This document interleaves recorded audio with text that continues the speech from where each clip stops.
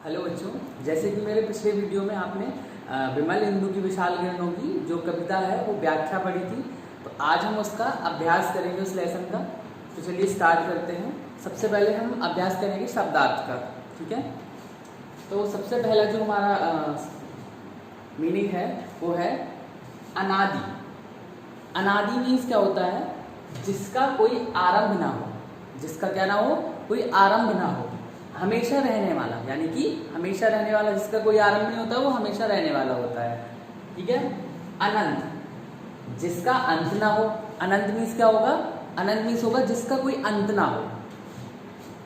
मनोरथ, मनोरथ मीन्स होता है मन की कामना एवं अभिलाषा। क्या होता है? मन की कामना। मनोरथ मीन्स मन की कामना, यानी कि मन की इच्छा या अभिलाषा। नेक्स्ट है दयानिधि। दयानिधि यानी कि दया का भंडार, और दया का भंडार कौन है? ईश्वर। दयानिधि मीन्स दया का भंडार। ठीक है। चंद्रिका, चंद्रिका मीन्स क्या होता है? चंद्रिका मीन्स होती है चांदनी। अब नेक्स्ट है स्मित। स्मित मीन्स होता है मंदहास, यानी कि मुस्कान। प्रसार, प्रसार यानी कि फैलाव, विस्तार, जिसका मतलब बहुत फैलाव हो या बहुत विस्तार से दिया हो गया हो, उसको क्या बोलेंगे? प्रसार। नेक्स्ट है निनाद। निनाद मीन्स होता है गुंजार या ध्वनि। ठीक है, क्या होता है? निनाद मीन्स गुंजार या ध्वनि। नेक्स्ट है और हमारा आखिरी है शब्दार्थ में तरंगमालाएं। तरंगमालाएं में कविता में क्या दिखाया गया? यानी कि लहरों के समूह को, लहरों के एक बड़े समूह को क्या बोलेंगे हम? तरंगमालाएं। ठीक है बच्चों, ये आप शब्दार्थ जो है वो आप लिख लेंगे। बच्चों हम अगला क्वेश्चन देखेंगे। हमारा अगला क्वेश्चन जो है मैंने वो बोर्ड पर लिख दिया है, आप देख सकते हैं। इसमें हमारा का नंबर है ईश्वर की महिमा प्रकृति के किन किन रूपों में दिखाई दे रही है। दिए गए उत्तरों को सही क्रम में लिखिए।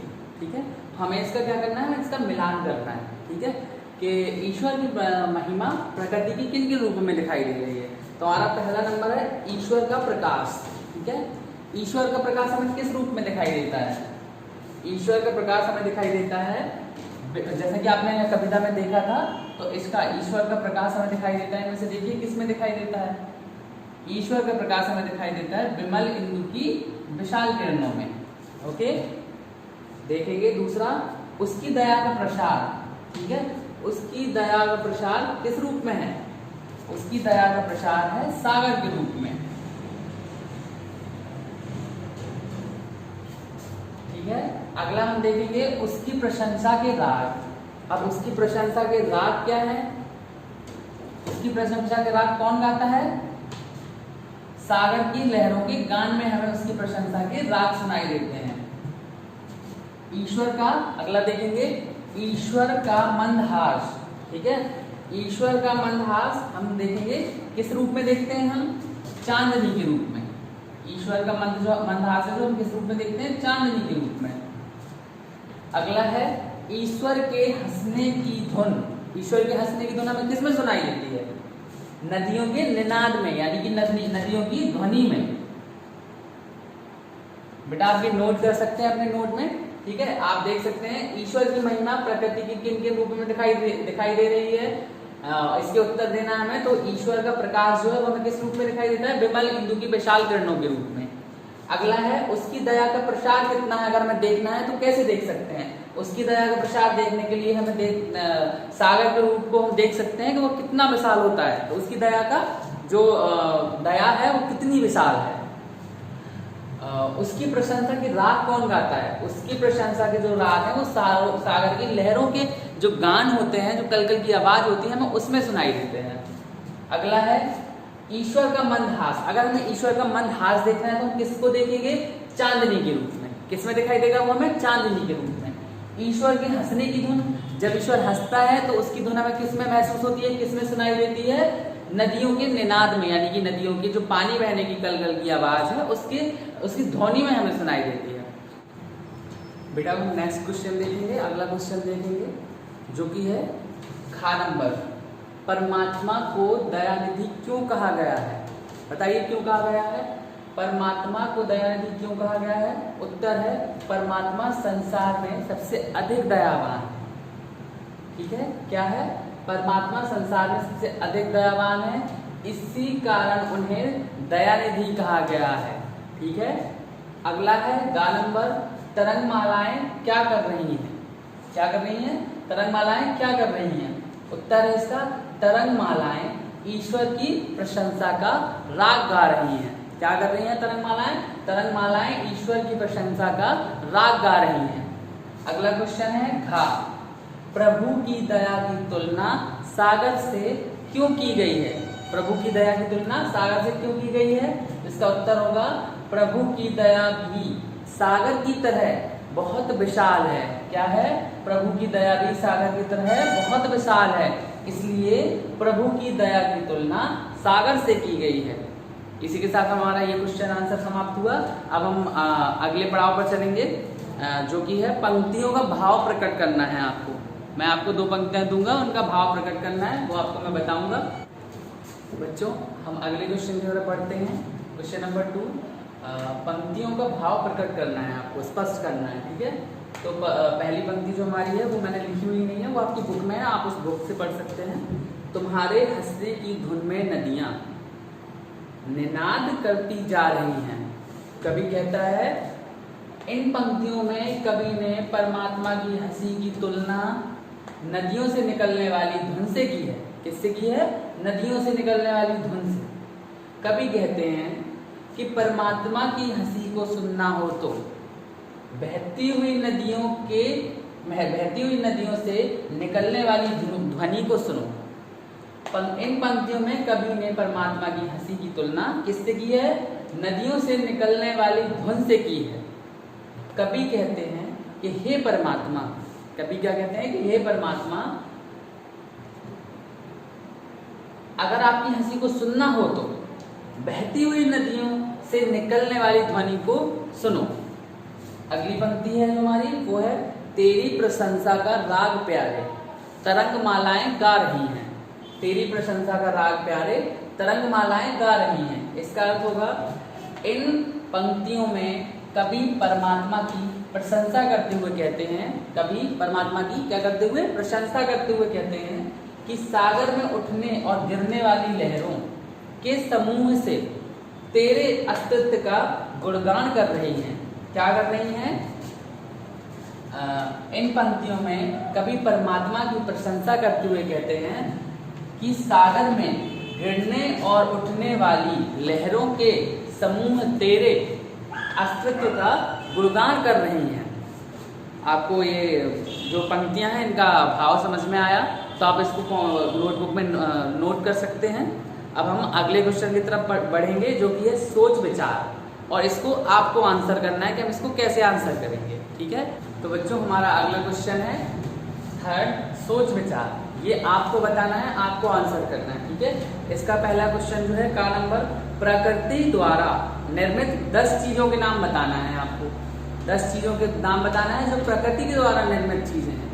तो हम इधर पे 10 चीजों के नाम लिखेंगे। पहला तो है पहाड़, ठीक है, पेड़ पौधे,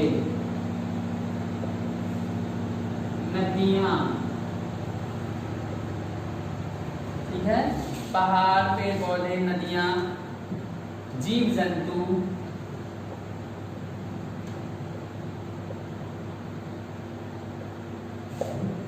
एक दो तीन चार, फल सब्जियां, फल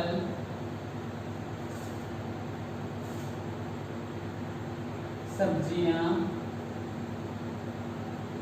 मैंने यहाँ पर 5 जो है क्या है प्रकृति द्वारा निर्मित 5, 1 2 3 4 5, हाँ 5 पहाड़, पेड़ पौधे, नदियां, जीव जंतु, फल तथा सब्जियां। ठीक है, मैंने 5 लिख दिए हैं। अब 5 आपको अपने आप से लिखना है नोटबुक में। ठीक है, बहुत ही सिंपल है, ये आपको बहुत आसानी से बन जाएगा।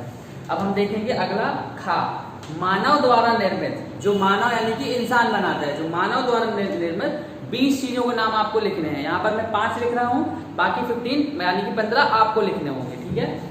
तो सबसे पहले मानव द्वारा क्या बनाया गया है, कुछ भी लिख सकते हैं हम, पंखा, ठीक है। अगला है कुर्सी,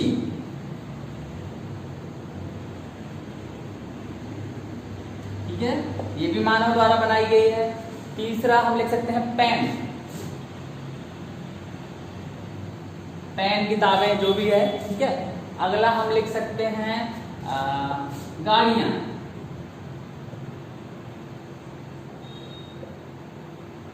ठीक है, 1 2 3 4, ठीक है। और हम अगला अब लिख सकते हैं, कुछ भी लिख सकते हैं हम, जो भी मानव ने बनाया हो, फोन लिख सकते हैं, ठीक है। इसके बाद आपको 15 आपको लिखने हैं, मैं ये आपको दे रहा हूं, तो आप घर पे जरूर लिखें इसको, जिससे आपको ये सारी चीजें समझ में आए कि क्या प्रकृति द्वारा बना हुआ है और क्या मानव निर्मित है, ठीक है। इसी के साथ हम अगले क्वेश्चन पे बढ़ते हैं। अगला क्वेश्चन है भाषा के रंग, क्वेश्चन नंबर 4, ठीक है।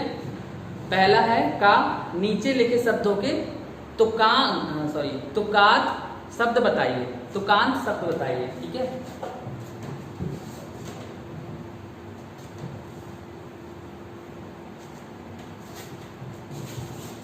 चलिए क्वेश्चन आप लिख लेना, जैसे कि इसमें दिया गया है एक आपके लिए, सागर के लिए दिया गया है गागर, ठीक है। अब इसका अगला है इंदु, ठीक है।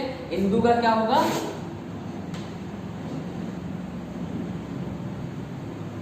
बिंदु, क्या होगा इंदु का, बिंदु। मैं केवल उत्तर लिखते जा रहा हूं, आपका जो इधर पे लिखा हुआ है प्रश्न वो आप अपनी किताब से देख सकते हैं। अगला है धुन, तो धुन का हम क्या कर सकते हैं, बुन, क्या कर सकते हैं, बुन। अगला है माया, माया का क्या हो सकता है, साया, ठीक है, समझ में आ रहा है ना आपको। अगला है लीला, लीला का क्या कर सकते हैं हम, पीला,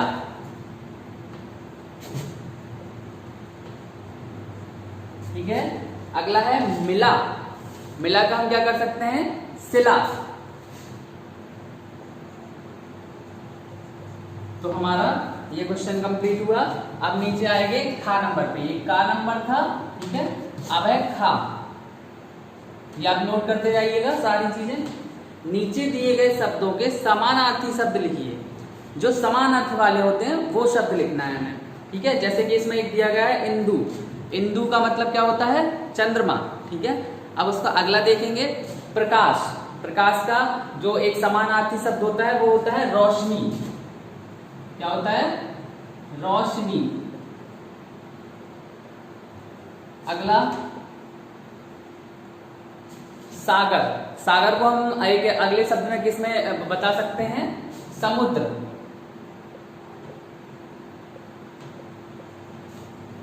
अब हम अगला देखेंगे मनोरथ, ठीक है। मनोरथ मीन्स होता है मन की इच्छा।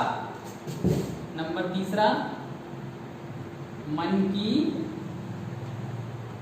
इच्छा, ठीक है। अगला है जगत, जगत मीन्स क्या होता है, संसार, पूरी दुनिया, संसार। 5वां नंबर है तरंग, तरंग मीन्स लहरें। तो हमारा ये कंप्लीट हुआ। अब हम देखते हैं क्वेश्चन नंबर 5, यानी कि तुम्हारी कलम से। तो बच्चों इसको आपको खुद से ही करना है, ठीक है। सुबह शाम के दृश्यों को देखकर जो छवि आपके मन में उठती है उसे अपने शब्दों में लिखिए। जो भी सुबह शाम को देखकर आपके मन में जो भी मतलब छवि आपके मन में एक बनती है वो आप अपने शब्दों में लिख सकते हैं, ठीक है। और अगला क्वेश्चन है नंबर 6, अब करने की बारी, कविता का अभ्यास करके कक्षा में भावपूर्ण ढंग से सुनाइए। ये आपको अपने स्कूल में करना है, ठीक है। अगला है क्वेश्चन नंबर 7, इस कविता को ध्यानपूर्वक पढ़िए। तो आपको ये कविता जो लिखी हुई है इसको ध्यानपूर्वक पढ़ना है, आपको अपने स्कूल में अध्यापिका को या अध्यापक को सुनाना है। तो हम मिलते हैं अगले चैप्टर में, सेकेंड चैप्टर में, ठीक है। तो तब तक पढ़ते रहिए बच्चों, थैंक यू।